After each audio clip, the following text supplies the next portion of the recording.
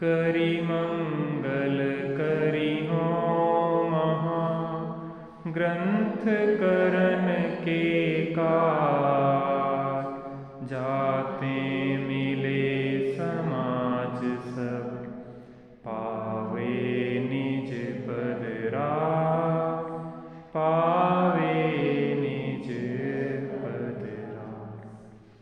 राम कहानी सुनो रे राम कहानी सुनो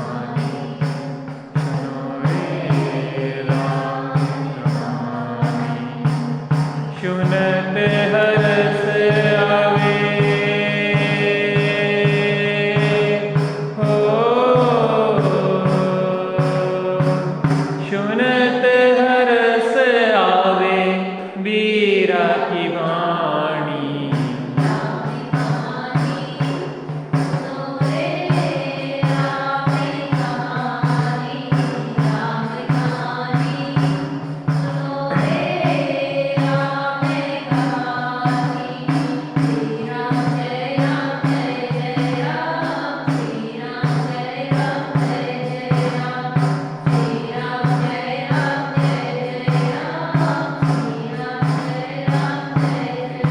दशरथ के राज दुलारे कौशल्या की आंख के तारे ओ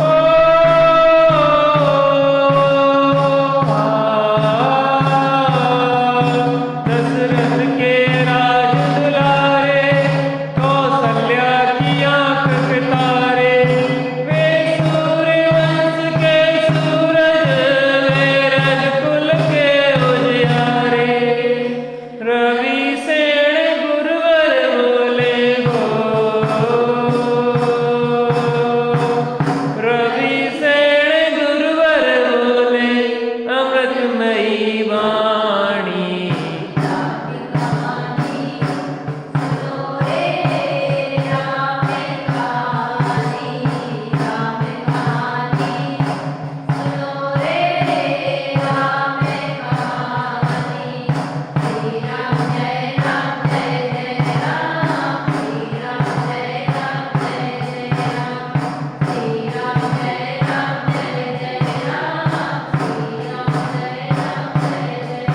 वज्रवर्त धनुष गा करके रघुलाए सीतावर के ओ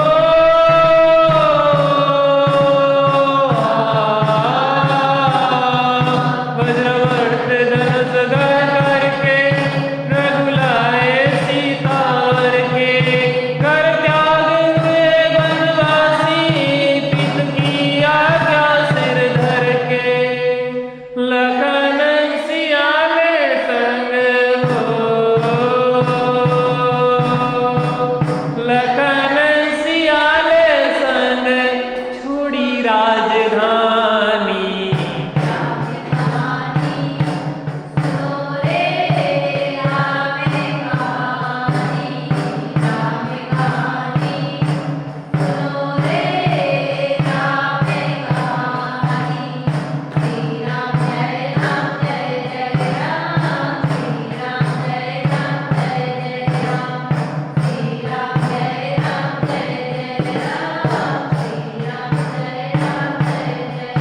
सिंहनाद दशानन करके ले आया सीता हर के ओ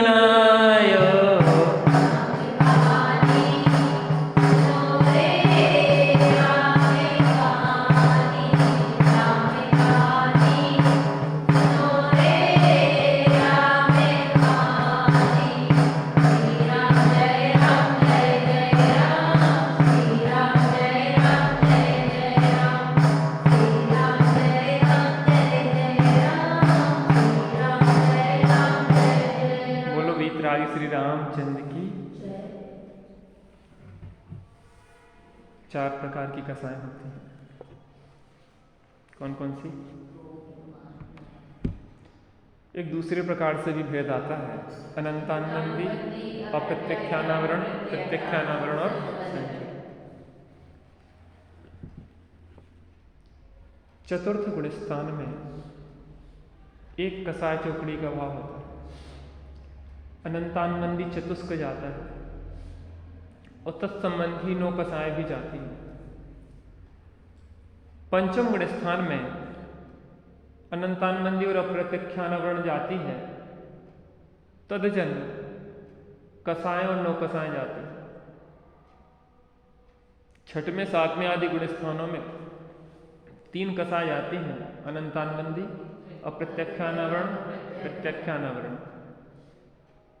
और वहां पे तत्संबंधी 9 कसायों का भी अभाव होता है। और 11वें गुणस्थान में देखें तो उपसम रूप से, और 12वें में देखें तो क्षय रूप से क्या होता है? कसायों का अभाव होता है, उपसम या क्षय होता है। तो वहां यथाख्या चारित्र प्रकट होता है समस्त कसायों के अभाव।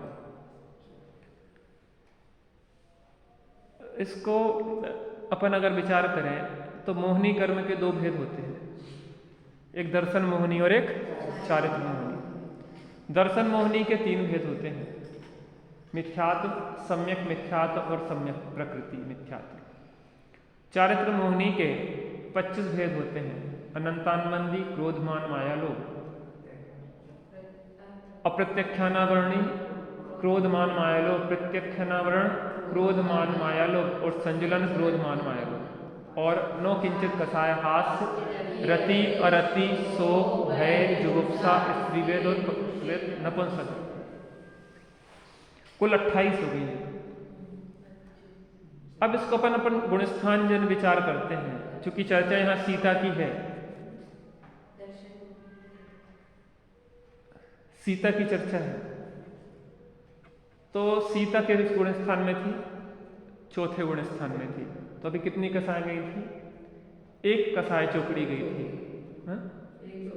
एक चौकड़ी गई थी। कौन सी? अनंतानंदी, क्रोध, मान, मायालोभ। उसके साथ तत्संबंधी हास्य, रति, अरति, शोक, भय, जुगुप्सा, स्त्रीवेद, पुरुषवेद और नपुंसक वेद भी गई थी। इसमें एक और थोड़ा विभाग, थोड़ा सा विचार करें।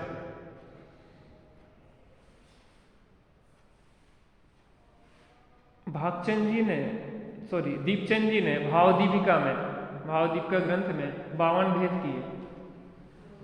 इनके 52 भेद किए। अनंतानंदी संबंधी 13, अप्रत्यक्षानावरण संबंधी 13, प्रत्यक्षानावरण संबंधी 13 और संजुलन संबंधी 13। ऐसे इन कसायों के 52 भेद कर दिए। आप कहेंगे जी हैं तो 13, जी 52 हो कैसे गए? देखो, इस चीज का विचार थोड़ा सा गंभीरता से करना। कसाय कसाय में अंतर होता है।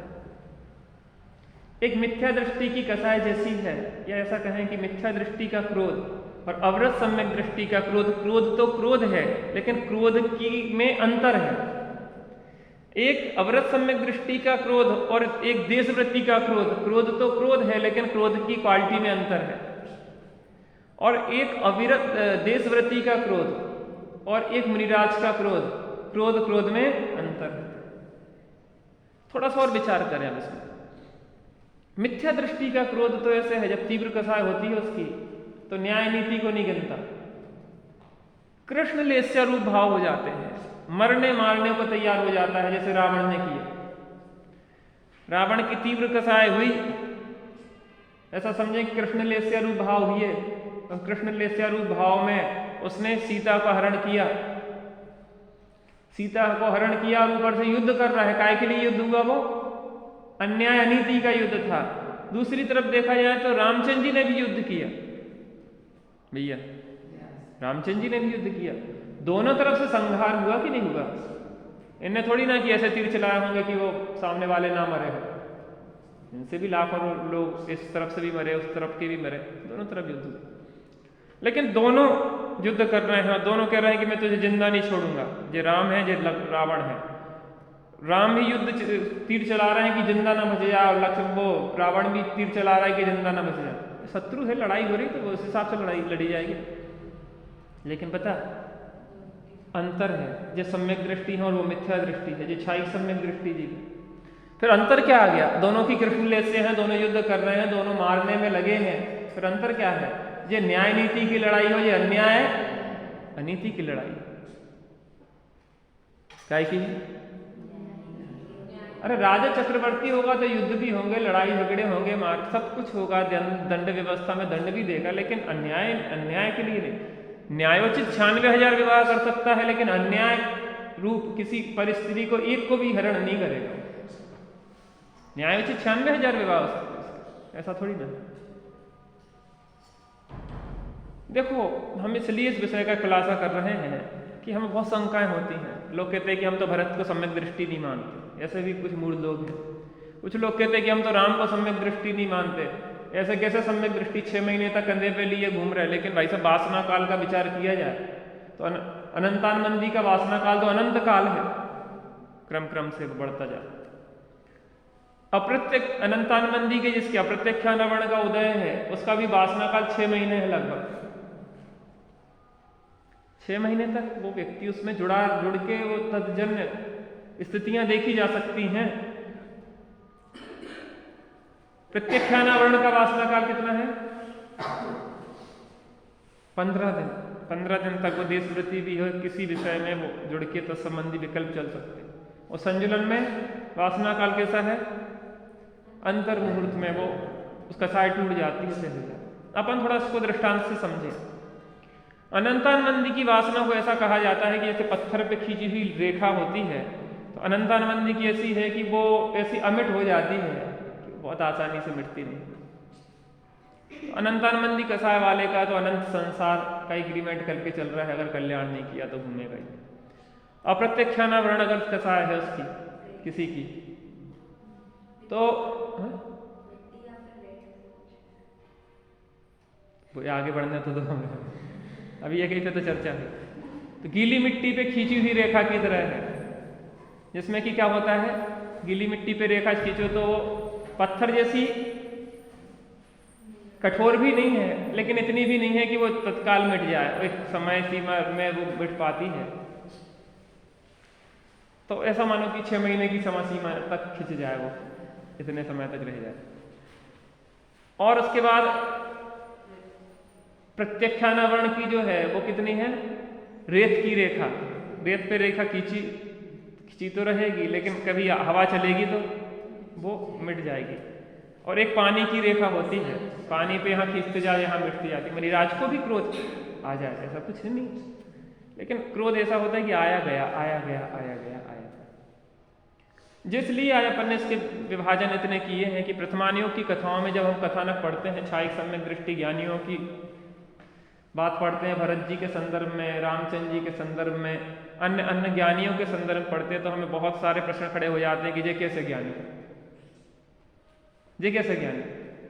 इन्हें तो ऐसा करना नहीं चाहिए था, ये तो ज्ञानी है, ये तो धर्मात्मा है।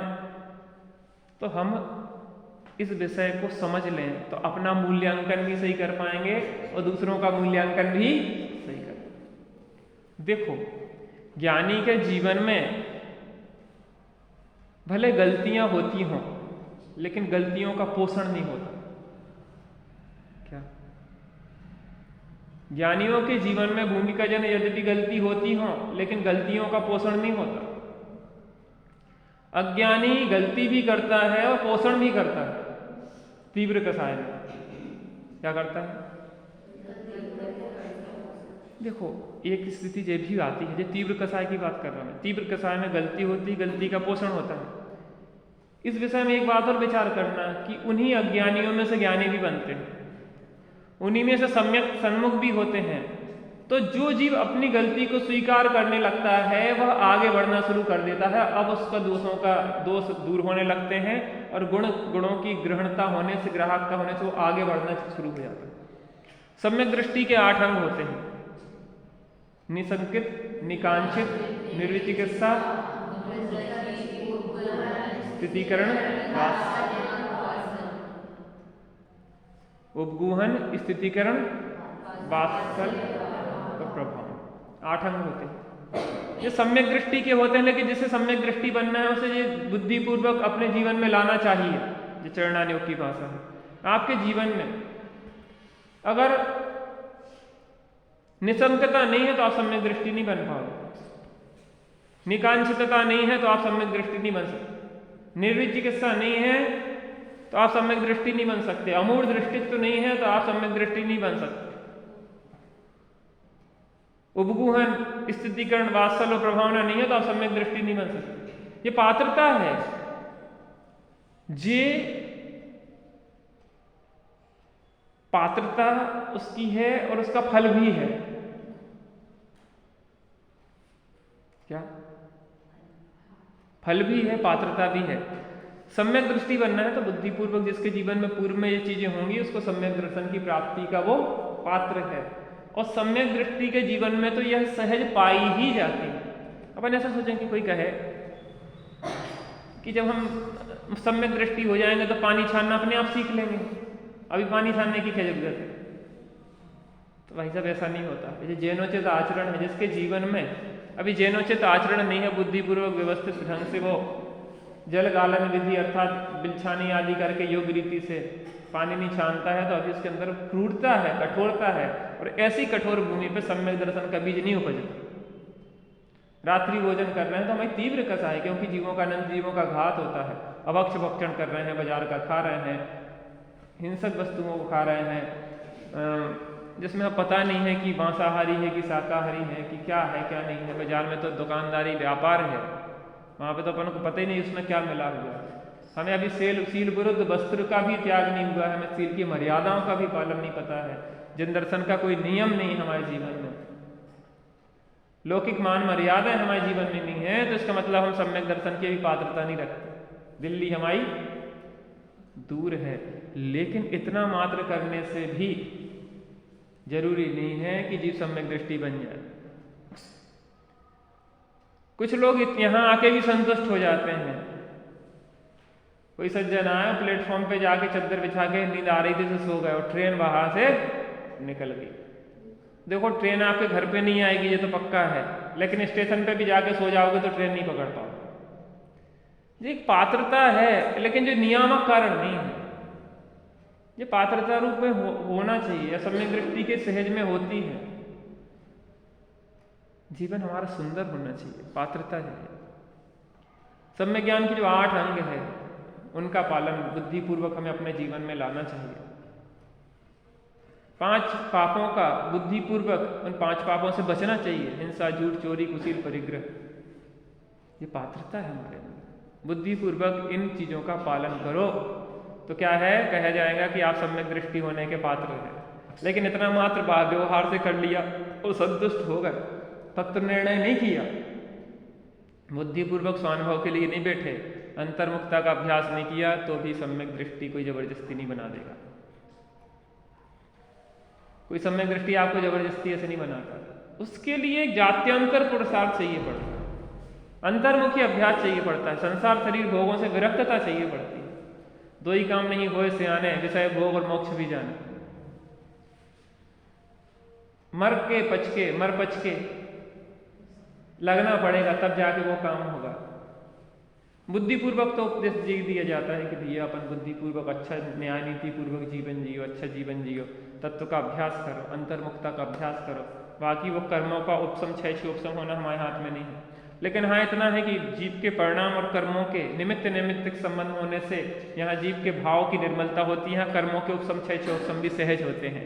कर्मों के उपशम 6 उपशम होते हैं तो जीवों की भावों की निर्मलता और अधिक बढ़ जाती है। जीवों की भाव की निर्मलता और अधिक बढ़ती है तो कर्मों के उपशम आदि और होते जाते हैं। धीरे धीरे संतुलन होते होते एक समय ऐसा आता है कि दर्शन मोह का उपशम 6 उपशम आदि होता है, जीव सम्यक दृष्टि बन जाता है। यहाँ सम्यक दर्शन होने के बाद और धर्म ध्यान में अपने चित्त को लगाता है, क्रमशः कसाएं और घटती हैं।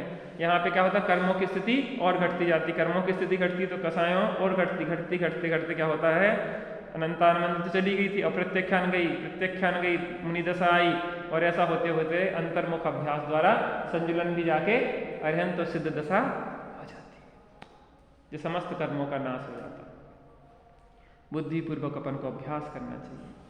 कर्मों को हम देख नहीं सकते, लेकिन कर्म और जीव के परिणामों का निमित्त नैमित्तिक संबंध है कि आपके परिणाम से कर्म जुड़े हुए हैं, हमारे परिणाम से कर्म जुड़े हुए हैं, और परिणाम अच्छे होंगे तो कर्मों का भी उत्तम क्षय उत्तम आदि होके वजथा योग व्यवस्था बनती है। बात यहाँ से प्रारंभ हुई थी कि सीता के बारे में जो अपने देख रहे हैं यहाँ पे प्रसंग प्राप्त कि सीता बार बार मूर्छित हो जाती है, रोने लग जाती है, व्याकुल होने लग जाती है। यदि सम्यक दृष्टि, हमारे प्रश्न खड़ा हो जाएगा कैसे राम सम्यक दृष्टि की सीता को भेज दिया, कैसी सीता सम्यक दृष्टि की वहां पे बेहोश हो रही है बार बार। सीता को कहना कोई बात नहीं, कर्म का उदय है तो अपन शांत रहो। ऐसा नहीं है सर्वथा, कोई जीव ऐसा भी हो और विशेष धैर्य रख सके। कुछ जीव ऐसे होते हैं कि व्याकुल होते हुए दिखाई दे, लेकिन ऐसा नहीं है उसका मतलब कि वो सम्यक दृष्टि नहीं है। अब क्या हुआ, सीता को जंगल में छोड़ दिया कृतांतवक्र ने। जैसे ही सीता को बताया तो सीता बेहोश हो गई, थोड़ा सा जागृति आई तो पूछा कि कृतांतवक्र आखिर क्या ऐसी घटना हो गई कि मुझे प्राणों से भी अधिक चाहने वाले रामचंद्र जी ने ऐसा कठोर निर्णय ले लिया। तो ने कहा माता सीता आपका कर्मों की क्या स्थिति हो गई, पहले पुण्य का उदय था, आपका पाप का उदय लग गया तो उनका परिणाम भी बदल गया।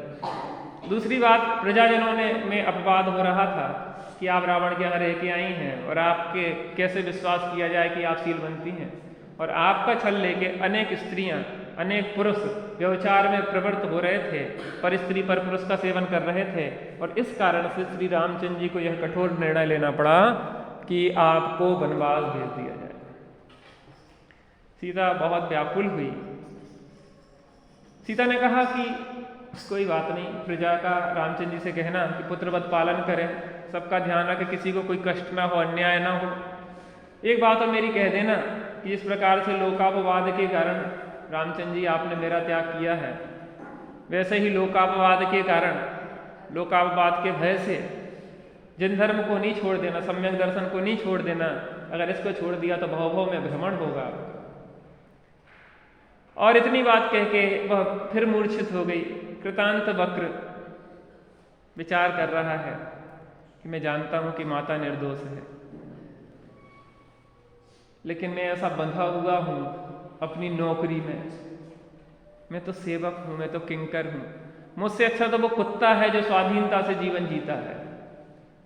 ऐसी पराधीनता की नौकरी, भले वह त्रिखंडाधिपति की नौकरी हो, लेकिन ऐसी पराधीनता से तो कुत्ता अच्छा है कि जो अपनी स्वाधीनता से जीवन जीता, वो किसी का अधीन नहीं है।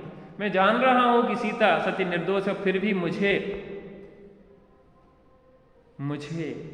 निर्दोष सीता को जंगल में छोड़ना पड़ रहा है। मैं स्वाधीनता से ये कार्य कदाचित भी नहीं करता, लेकिन रामचंद्र जी के आदेश का पालन मुझे करना पड़ रहा है। और मूर्छित पड़ी है ऐसे बीहड़ जंगल में जहां की कोई मनुष्य नहीं दिखाई दे रहा है, सिंहों की आवाज सुनाई दे रही है, पशु पक्षी घूम रहे हैं, मैं यहां से पीछे मुड़ूं और यहां कोई पशु पक्षी खा जाए, ये भी कोई ठिकाना नहीं है, कोई चोर डाकू पकड़ ले, ये भी कोई ठिकाना नहीं है।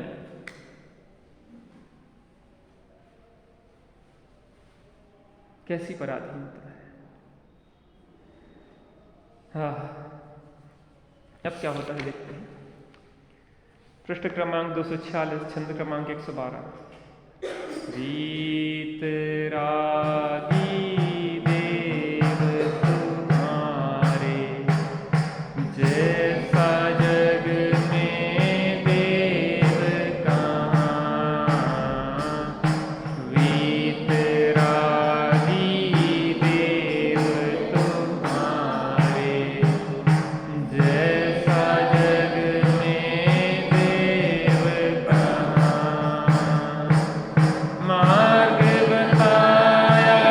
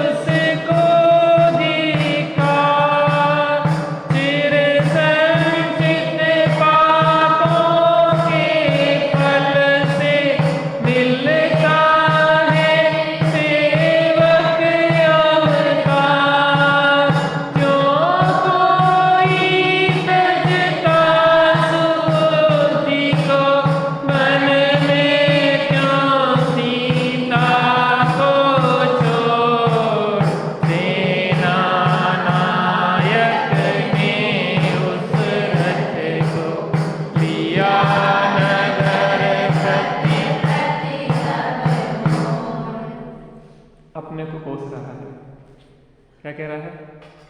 अधमा अधम जीवन सेवक का। कैसा है? अधम से भी अधम। मैंने कल चर्चा की थी कि सबसे निंद कर्म नौकरी बताया जाता है। ये पंचम काल की बलिहारी है कि जो सबसे निंद कर्म है वो आज सबसे उच्च बन बैठा है, क्योंकि यहां पे बुद्धि लोगों की उल्टी चलती है। कैसी चलती है? इस काल में बुद्धि उल्टी चलती है। शुभ कालों में संतोष में सुख माना जाता है और इस काल में मुख्यतः से विलासिता में सुख माना जाता है। पागलों की अंधी दौड़ चल रही है जिसका कोई अंत आने वाला नहीं है। मैं जो पूछूं कि आज अब लखपति हैं, कल करोड़पति हो जाएंगे तो और अधिक सुखी हो जाएंगे, अरबपति हो जाएंगे तो, नीलपति हो जाएंगे तो और लगा लेना। मैं ये पूछ रहा कि और अधिक सुखी हो जाएंगे कि दुखी हो जाएंगे? शायद सुख प्राप्ति हेतु प्रयत्न करते शोक जाता दूर है, तू क्यों भयंकर भाव मरण प्रवाह में चकचूर। सुख प्राप्ति हेतु प्रयत्न करते सुख जाता दूर। बचपन कितना अच्छा था चित्रू, ना स्कूल जाना पड़ता था, मौज मस्ती, खाओ पियो खेलो। अच्छा था कि नहीं था? कि नहीं था? याद नहीं है तुम बचपन में जब स्कूल नहीं जाना पड़ता था, अपने खाना है जब खा लो, खेलो कूदो मजा करो। अच्छा था कि नहीं था? ना था। उसके बाद हम बड़े हो गए, देखो प्रयत्न तो सुखी होने के लिए किया, तो और सुखी होगा कि दुखी होगा या बता? और बड़े हो जाओगे तो पापा सुखी है कि दुखी है? बता दो। पापा से नहीं कहेंगे है? तुमसे ज्यादा दुखी है कि कम दुखी है?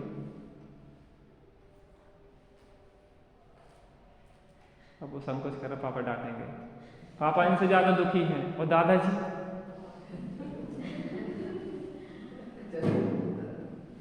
सुख प्राप्ति है तू प्रयत्न करते सुख जाता दूर है।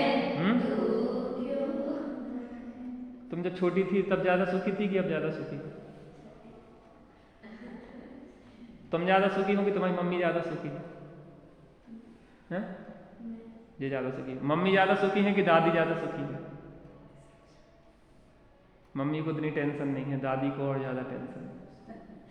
सुख प्राप्ति हेतु प्रयत्न करते सुख जाता। अब मैं आपसे जो पूछूं कि आपके पास चुनाव का अवसर है, अभी आप छोटे हैं ना, आप किस मार्ग पे जाना चाहते? अधिक दुखी होने के मार्ग पे कि सुखी होने के मार्ग पे? क्यों बेटा? अब अभी जितने दुखी हो, जो पीछे बैठी बच्ची, हाँ, अभी जितनी दुखी हो उससे ज्यादा दुखी होना चाहती कि दुख घटाना चाहती? घटाना चाहती। तो अभी अपन जो प्रयत्न कर रहे हैं वो दुख घटाने का कर रहे हैं कि बढ़ाने का कर रहे हैं?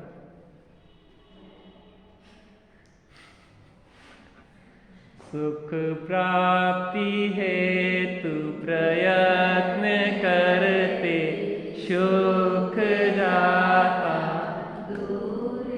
इसका विचार विवेक पूर्वक शांत होकर कीजिए। कैसे करना पड़ेगा? ऐसे नहीं चलेगा, शांत होकर करना पड़ेगा थोड़ा।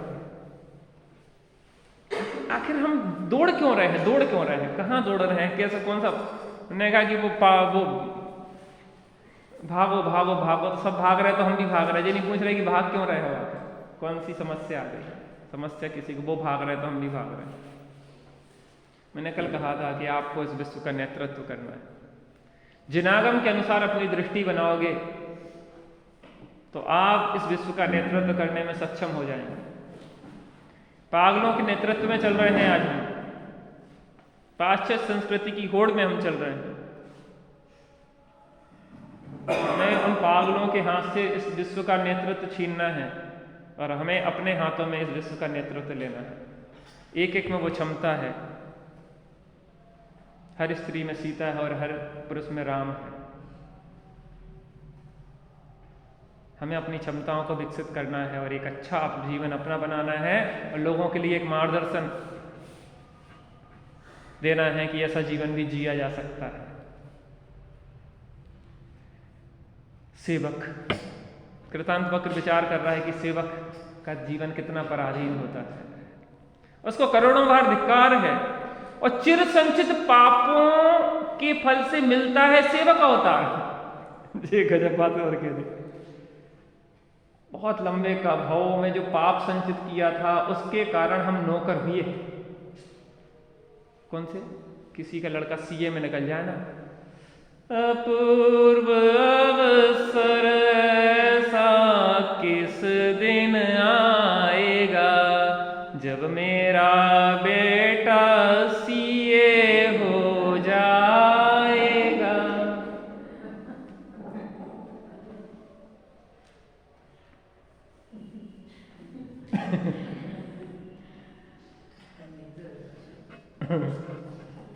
माता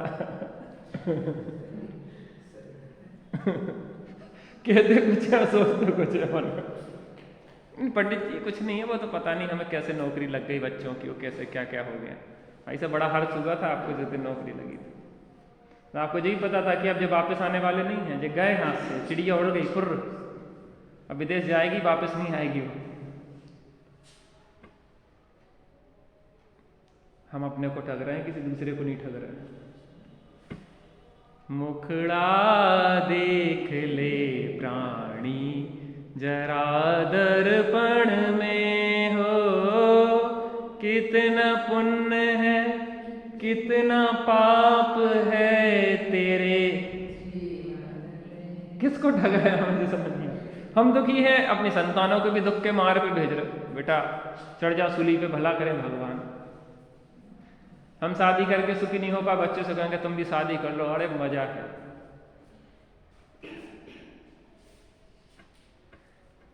चिर संचित पापों के फल से मिलता है सेवक अवतार। चिर संचित देखो, मनुष्य पर्याय तो मिली बहुपुण्य पुंज प्रसंग से, और सेवक भाव नौकरी का ऐसे मिली चिर संचित पापों के फल में नौकर हो गए।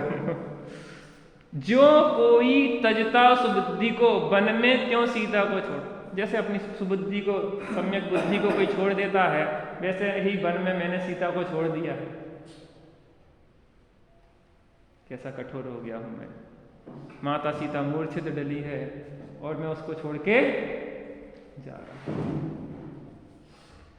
सेना नायक ने उस रथ को लिया, नगर पथ प्रति तब मोड़। आंखों में आंसू भरे हुए और सीता को वैसे ही मूर्छित छोड़ के वो क्या हुआ, अयोध्या की ओर अपने रथ को मोड़ लिया।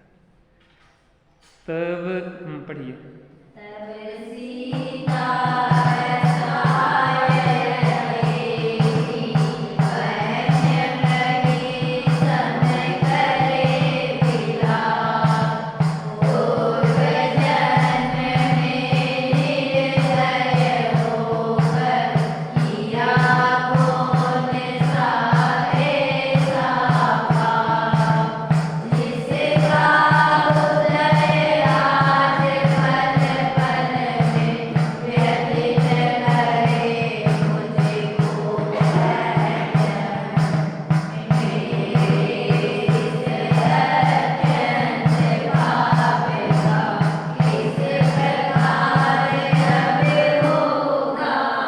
तब सीता असहाय अकेली वन मृगी सम करे विलाप। अब क्या हुआ कि वृतांत वक्र तो चला गया। अब जैसे ही इसकी मूर्छा टूटी सीता की, और जैसी कोई मृगी, मृगी माने होता हिरणी, हिरणी अकेली विलाप करती है, रोती है बिना सहाय के, वैसे ही सीता जंगल में रोने लगी फूट फूट के। पूर्व जन्म में निर्दयी होकर किया कौन सा ऐसा पाप, हे प्रभु मैंने पूर्व जन्म में ऐसा कौन सा पाप किया कि रामचंद्र जी इतने निर्दयी हो गए कि मुझे जंगल में निकाल दिया। यहाँ पे किसी को जंगल में तो नहीं निकाला उसके पति ने?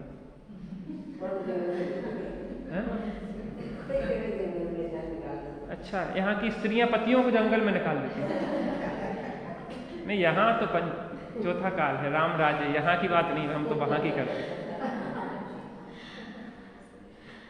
फिर भी हम सीता से ज्यादा दुखी हैं। माता सीता तो फिर भी थोड़ी देर में नॉर्मल हो जाएंगी, थोड़ा बहुत तो चलता है, लेकिन हम सब कुछ अनुकूलताओं के बीच में भी जिसकी रोने की आदत होती ना, उसको सबके बीच में बिठाल दो। उसके बाद भी एक दुकानदार के पास एक महिला गई, उसने 100-200 साड़ियाँ फैलवा दी। 100-200 साड़ियाँ फैलवाने के बाद अब दुकानदार दुकान से जाने लगी, तो दुकानदार गुस्सा होकर कहे, ऐसे ही ले जाओ तुम। क्या बोले? ऐसे ही ले जाओ फ्री में। कहना नहीं, एक नहीं दो लेंगे फिर तुम। कितनी लेंगे? जो पंजाब काल की स्थिति आई, एक या फ्री लेगा तो फिर एक नहीं दो लेंगे। सीता जैसी कोई समस्या नहीं है, फिर भी हमारी दुखी होने की आदत है। हमने ऐसा कौन सा पाप किया पूर्व जन्म में निर्दयी होके? सीता कहती है के मैं सदगुरु निंदियो के सतियों दोष लगाए। या तो मैंने सदगुरुओं की निंदा की है या सतियों पे दोष लगाया, उसके फल में आज मेरे ऊपर मेरी निंदा हो रही है, मुझे जंगल में भटकना पड़ रहा है अकेले। जिसका उदय आज पल पल में व्यथित करे मुझको अत्यंत, हर क्षण मुझे व्यथित कर रहा है। आप आज विचार करो, हम वहां पे खड़े होकर देखें कि हम ऐसे जंगल में खड़े हों यहाँ पे कि कोई इंसान दिखाई, निर्जन बनो, शेर चीतों की दहाड़, अकेली अबला स्त्री और गर्भवती हो। माता, आपको सीता से ज्यादा दुख है कि कम? ज्यादा है कि कम? दुख तो भैया हमें सीता से ज्यादा है, लेकिन प्रतिकूलताएं सीता जैसी नहीं है, हजारवां हिस्सा भी नहीं है, लेकिन दुखी हम उनसे ज्यादा है। उन माता की बात नहीं कर रहे, आपकी बात कर रहे, सबकी बात कर रहे हैं। हम सबकी वही स्थिति है, कुछ नहीं है उसके बाद भी हमें दुखी होने की आदत होती है। जब भी हमारे, देखो हमारी भी परीक्षाएं होती हैं, अनुकूलताएं प्रतिकूलताएं आती हैं, इनके बीच में भी सहज रहना। ये दुनिया एक परीक्षा पत्र है और साता साता के उदय क्या है? दुनिया एक परीक्षा हॉल है, साता साता के उदय परीक्षा पत्र है। समता सहजता रखोगे तो पास हो जाओगे और विषमता रखी तो फेल हो जाओगे। बेटा परीक्षा आनी ना तुम्हें, पास होना कि फेल होना? कौन सी परीक्षा? दोनों परीक्षाओं में, उसमें फेल भी हो जाओ, लौकिक परीक्षा में तो भी कोई दिक्कत नहीं है, जीवन निकल जाएगा। लेकिन इस परीक्षा में अगर फेल हो गए, कहाँ होगा, कहाँ भटकेंगे। मुझे इस अत्यंत पाप का किस प्रकार होगा अब अंत? सीता को विचार कर रही कि आखिर इसका कभी अंत आएगा भी कि नहीं आएगा। अभी मैं वैसे ही जंगल में भटक के आई हूँ, रावण हर के ले गया, क्या क्या स्थितियां बनी, और फिर जंगल आ गया। जी अगर हो क्या रहा है, इन पापों का अंत आएगा कि नहीं आएगा? आएगा कि नहीं आएगा? आएगा, जबकि सीता पृथ्वी में समा जाएगी। पृथ्वी माने अन्य मतों में कहा जाता है कि सीता पृथ्वी में समा गई। पृथ्वी माने पृथ्वीवती माता जी में समा गई, उनमय हो गई, आराधना के मार्ग में लग गई, और तब उनके दुखों का अंत हो गया।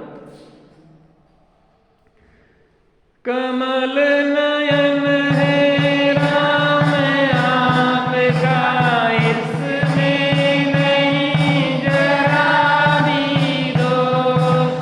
पूर्वो पाठित पापोदय बस, हुई कलंकित में निर्दोष।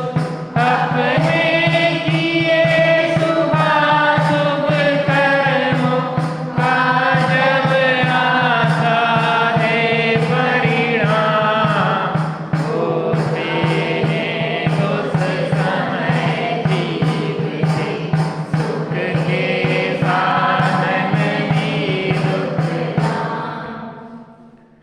कमल नयन।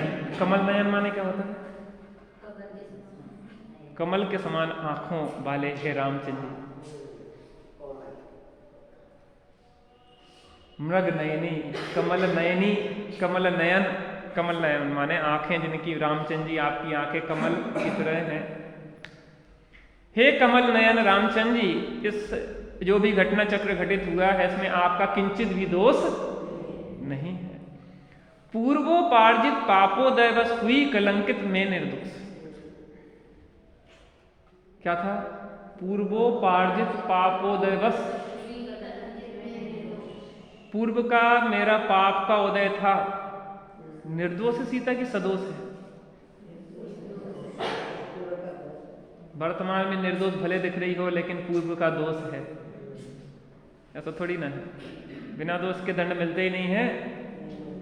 ये कोई रिश्वत वाली व्यवस्था नहीं है कि आप रिश्वत देके किसी निर्दोष को दंड दिलवा दो। ये कर्म व्यवस्था है, विश्व की सबसे ईमानदार व्यवस्था कर्म व्यवस्था है। इसलिए हम और आप यह कहने में सक्षम नहीं है कि हमारे साथ अन्याय हुआ है। इस विश्व व्यवस्था में कभी अन्याय होता ही नहीं है। कर्मों के ना तो ज्ञान है और ना कर्मों की दया है, इसलिए यहां अन्याय नहीं होता है। आपकी रिश्वत कर्मों के पास नहीं चलती, हमारी रिश्वत कर्मों के पास नहीं चलती। वो तो बिल्कुल एग्जैक्ट बराबर बराबर आपको हिसाब करेंगे पाई पाई से। हाँ, कर्मों पे तब चलती है अपने परिणाम सुधार लो तो कर्म भी। जब तलक हो आत्मदृष्टि कर्म थर थर कांपते हैं और चित्त की एकाग्रता लख छोड़ खुद ही चिद्रूप। देख के आ बेटा ऊपर, भैया पहुंचे कि नहीं पहुंचे थे सबको लेके। आहा,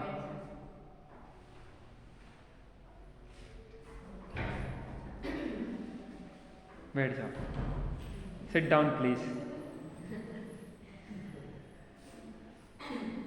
आहा, अपने किए शुभाशुभ कर्मों का जब आता है परिणाम होते हैं उस समय जीव के सुख के साधन भी दुखधाम। पाप का जब उदय आता है तो सुख के साधन भी दुखधाम हो जाते हैं।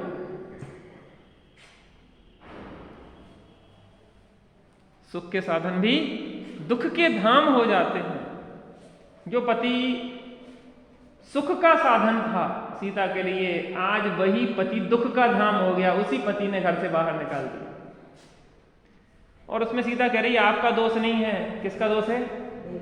मेरे कर्म का। मेरे कर्म का ही दोष नहीं है, मेरे परिणामों का। स्वयं किए जो भाव शुभाशुभ करें आप स्वयं किए। अपन जितने लोग बैठे सबकी शकल एक सी है कि अलग अलग है? सबकी आंखें एक सी हैं कि अलग अलग है? सबकी नाक एक सी है कि अलग अलग है? सबके ओंठ एक से हैं कि अलग अलग है? सबके गाल एक से हैं कि अलग अलग है? सबके हाथ की रेखाएं, आंख की रेटिना, एक एक रेखाएं कोई मिलेंगी?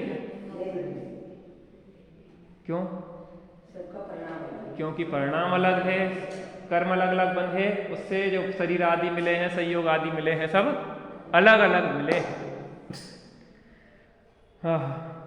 एक समय था पुण्योदय बस राज भवन में मेरा,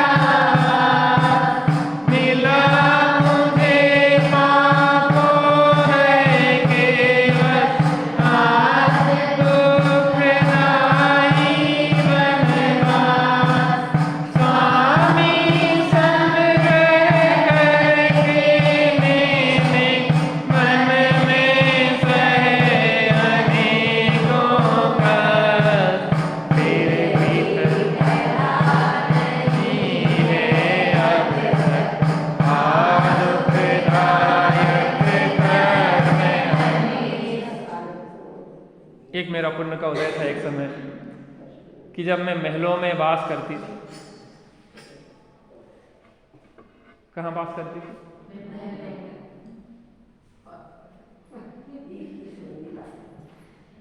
हमें एक चीज समझ में नहीं आती कि बच्चे जितने अनुशासित हैं यहाँ के, उससे अधिक बड़े भी अनुशासित हैं।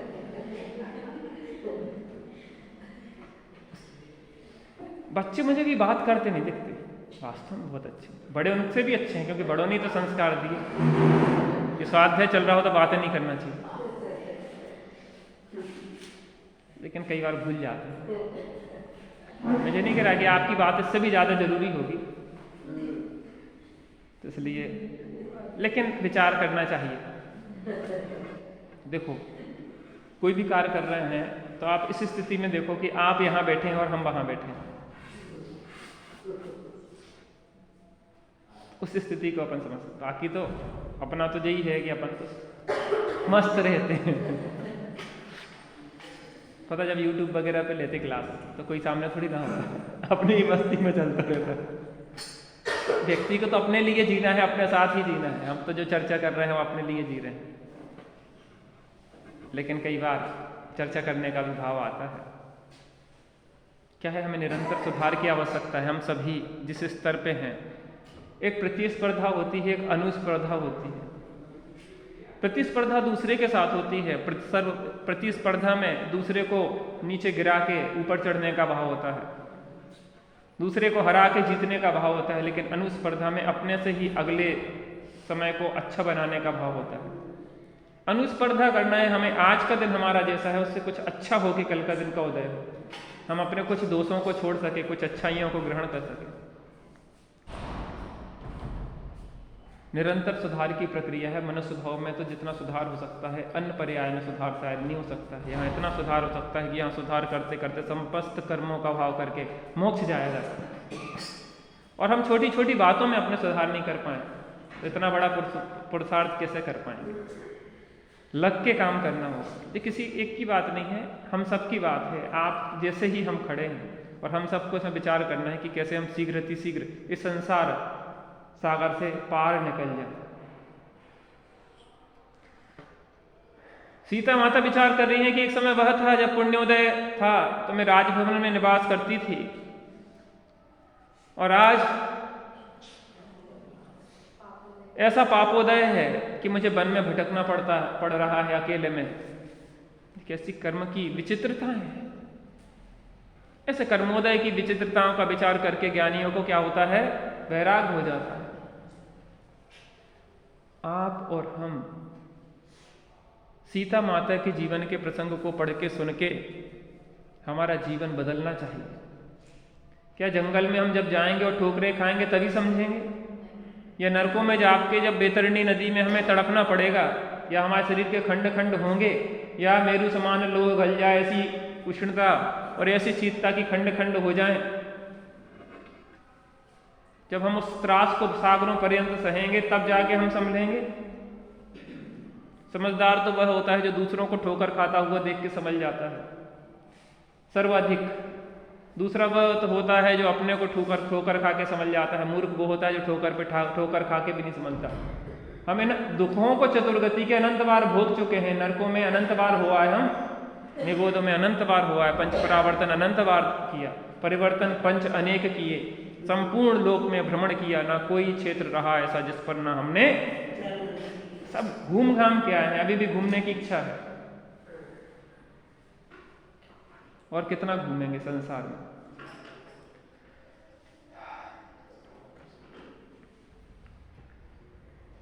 स्वामी संग्रह करके मैंने वन में सहे अनेकों कष्ट, फिर भी टला नहीं अब तक हा दुखदायी कर्म अनिष्ट। इतने कष्ट मैंने सहे, अभी भी कैसा कर्म है निदत्ती निकासित जो अभी तक कर ही नहीं पाया। वैसा आप क्लियर हो नहीं पा रहा कितना बड़ा कर्ज है सीता माता विचार कर।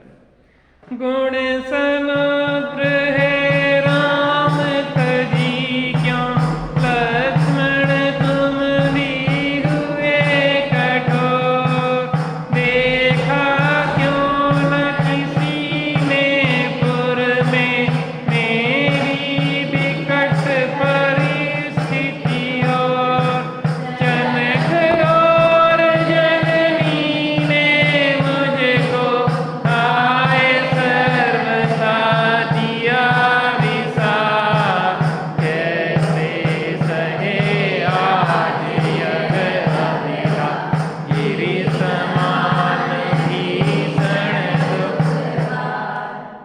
हे गुणों के समुद्र रामचंद्र, और ये लक्ष्मण, मेरे पुत्र, मेरे भाई, तुम लोग इतने कठोर कैसे हो गए आखिर?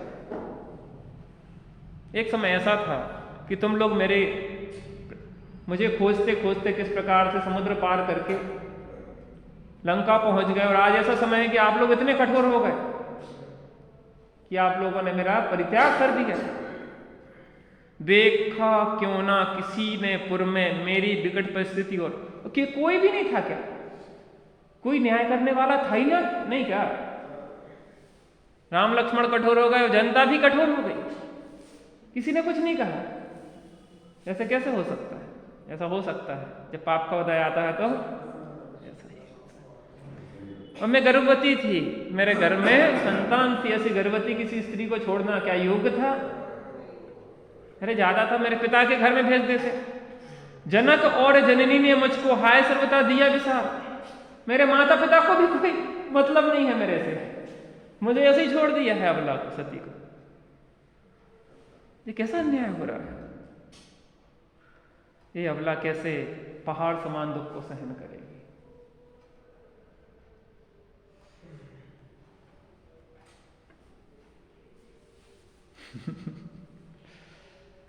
अपने को खड़ा करके अगर देखें इन स्थितियों में तो विचार आता है कि ऐसे कर्म ना बांधे कि ऐसी स्थितियों में हमें जाना पड़े।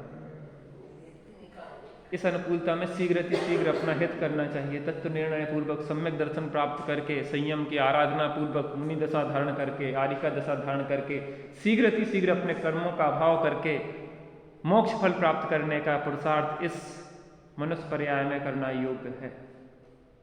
यह मनुष्य भाव ना तो पुण्य के फल को भोगने के लिए है, ना पाप के फल को भोगने के लिए, क्योंकि पुण्य का फल स्वर्गों में भोगा जाता है, पाप का फल नरकों में भोगा जाता है। मनुष्य पना तो मात्र संयम के लिए है और किसी लिए नहीं। 50 साल का जीवन काय में लगाएंगे? काना पोणा पणा हाथिया चूसे तो रोवे, फले अनंत जू धर्म ध्यान की भूमि विषय। ये काना पोणा पड़ गया हाथ में। काना गन्ना छिद्र वाला कीड़ा पड़ा है, जिसमें खाओगे वो लाल लाल निकलता ना, खाने लायक तो है नहीं, और परेशानी होगी। काना नहीं जानते हम? जो कह रहे हैं वो सही कह रहे हैं कि नहीं? काना पोना क्या कहलाता? जिसमें कीड़ा पड़ा हो वही काना कहलाता ना। वो लाल लाल सा निकलता है जिसके अंदर से, वो कीड़ा लग जाता है। उसको खाने लायक तो है नहीं, उसको क्या करो? उसको बो दो तो उससे खूब मीठे मीठे अच्छे सुंदर गन्ने निकलने वाले। ऐसे जो मनुष्य पर्याय जो काना पोड़ा है, इतने पापों के उदय चल रहे हैं। हमें ये बताओ, आप लोगों में कोई सुखी है लौकिक दृष्टि से? कोई ऐसा है जिसको कोई समस्याएं नहीं हो, रोग दुख परेशानी नहीं हो, टेंशन नहीं हो, तनाव नहीं हो, कोई समस्या? सब काने पोड़े बैठे उसके बाद भी भोगो, उसको भोगने का प्रयत्न कर रहे हैं। आत्म राम आत्म राम आत्म राम आत्म राम,